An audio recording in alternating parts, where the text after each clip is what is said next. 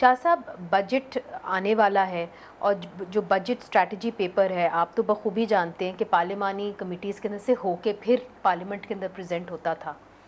اس بار نہیں ہو رہا ہے. اس بار ہوگا. اس بار نہیں ہو رہا ہے. اس کا ٹائم ہی نہیں بچا. کمیٹی بیٹھیں گی, بجٹ آئے گی, وہ چلی جائے گی کمیٹی کے اندر. پہلے تو پہلے جاتا تھا نا. پہلے بھی جاتا تھا, بعد میں بھی گیا ہے کئی مرتبہ, اسپیچ کے بعد بھی گیا ہے.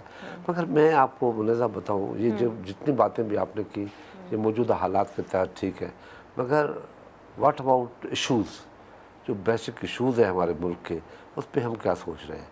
یہ تو سوچیں کہ اس نے پارٹی کے اندر صدارت سنبھال لی, وہ صدارت نئے وزیر اعظم بنیں گے, فلانا کیا کرے گا, جوڈیشری اور کے اندر کیا ہوگا, ملک میں اداروں کی کیا پوزیشن ہوگی, یہ تو ٹھیک ہے, یہ روزمرہ کی چیزیں ہیں. مگر اصل بات ہے ایشوز کی, کہ ملک کے جو ایشوز ہیں ان پہ ڈسکس کیوں نہیں ہو رہا. مثلاً اس وقت سب سے زیادہ معیشت کا ایشو ہے. معیشت کا ایشو کیوں بن رہا ہے؟ ہمارا سب سے بڑا نمبر 1 مسئلہ آپ سے میں پوچھتا ہوں کون سا ہے؟ بہت سارے مسئلے کون سے بتائیں, نمبر 1 کون سا ہے؟ ڈیٹ ہے, ہماری اتنی بڑی فورن ڈیٹ ہے. یہ نمبر 1 ہے جی, اور میں یہ سمجھتی ہوں کہ سول ملٹری بہت بڑا ایشو ہے. اس یہ کے اوپر شاہ صاحب آپ سیاستدان بات کریں گے تو پھر آگے بات بڑھے گی نا. میں کہتا ہوں یہی ہے نا, آپ بھی یہی سمجھتی ہیں, مگر میں سمجھتا ہوں اس ملک کی سب سے بڑا ایشو جو ہے وہ پاپولیشن ہے. ہاں, آپ بہت دفعہ یہ بات کر چکے ہیں اور یہ بات درست ہے. اور آپ کو میں ایک چھوٹی سی مثال دوں, 2040 میں آپ کی پاپولیشن پتہ ہے کہاں تک پہنچے گی اسی ریشو کے ساتھ اگر ہم چلیں؟ نہیں, آپ 40 کروڑ. کیا آپ افورڈ کر سکتے ہیں؟ نہیں, آپ نے بالکل درست کہا, آپ پلاننگ ہی نہیں کر سکتے. یہ پلاننگ نہیں کر سکتے. یہ سارے کرائسس جڑ جو ہے بیماری کی یہ پاپولیشن ہے. جب 11 کروڑ پاپولیشن تھی تو ذرا ہم بہتر پوزیشن میں تھے, کچھ نہ کچھ بہتری تھی, ہم چل سکتے تھے, ایکسپورٹ ہو سکتی تھی, ریمیٹنس آ سکتا تھا. ہمیں کیا کرنا چاہیے؟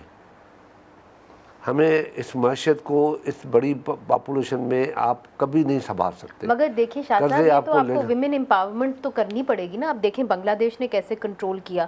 آپ جہاں ہیں سکھر کے اندر, وہاں پہ تو جرگے اس طرح کے فیصلے کر دیتے ہیں کہ چھوٹی بچیوں کی شادی کرا دو 70 سال کے بوڑھے کے ساتھ.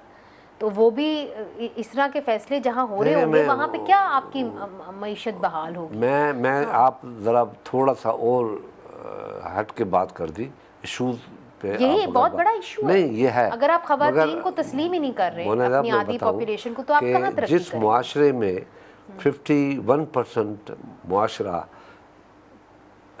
کام میں نہ ہو, ایگزیکٹو پوزیشن میں نہ ہو, وہ ملک کیسے آگے بڑھے گا؟ اگر آپ ان کی بچپن میں ہی شادی کر دیں گے تو اس کو کہاں موقع ملے گا پڑھنے کا, لکھنے کا, معاشرے میں زیادہ ہونے کا. اب میں وومن امپاورمنٹ پہ یقین رکھتا ہوں, اور یہ بات تب کر رہا ہوں کہ آپ کے 51 پاپولیشن کا 3% وومن جو ہے وہ کام کرتی ہے, باقی 48% کام نہیں کرتی. گھر میں بیٹھ کے روٹی بناتی ہے, پانی بھر کے آتی ہے, آگ جلاتی ہے. تو ان کو آپ موقع دیں پڑھنے کا. آپ نہیں, موقع یہ پیپلز پارٹی اس بات پہ بلیو کرتی ہے کہ آپ کو ملک ترقی تب کرے گا جب سب مل کے کام کریں گے. اس لیے میں آپ کو بتاؤں, آج میں آپ کو جسٹ جوک سمجھ لیں, حقیقت سمجھ لیں, آج سب سے زیادہ جو لیڈیز آفیسرس ہیں وہ میرے ڈسٹرکٹ میں. ڈی ایس پی بھی میرے ڈسٹرکٹ میں لیڈی ہے, 3 اسسٹنٹ کمشنرز وہ لیڈیز ہیں میرے پاس.